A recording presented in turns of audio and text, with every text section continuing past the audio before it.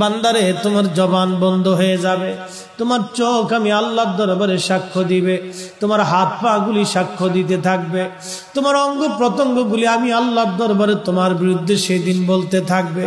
তার মানে বোঝা গেল ফরিদি সাহেবের হাতও ফরিদির আপন না, চোখও আপন না, কানও আপন না, এ হাত অঙ্গ প্রত্যঙ্গ কিছুই আমার আপন না, সবাই আমার পর।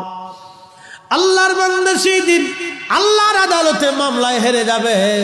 মামলায় হেরে যাওয়ার পরে আল্লাহর বান্দা বলবে, ইয়া রব, আপনি যদি অনুমতি দেন আমি আমার সন্তানদেরকে একটু ডাকতে চাই। আমি সন্তানের জন্য জীবনে বহু মানুষের জমিন ক্রয় করেছি, আমি এই সন্তানের জন্য সুদ খেয়েছি, এই সন্তানের জন্য আমি ঘুষের লেনদেন করেছি, এই সন্তানের জন্য অবৈধ পন্থায় আমি সম্পদ উপার্জন করেছি। আল্লাহ, বিরাট বড় বাড়ি গাড়ি বানাই দিয়ে আসছি। আল্লাহ, আজকে আমি গুনার জিম্মায় গুনার মামলায় আসামি হয়ে জাহান্নামে যাচ্ছি।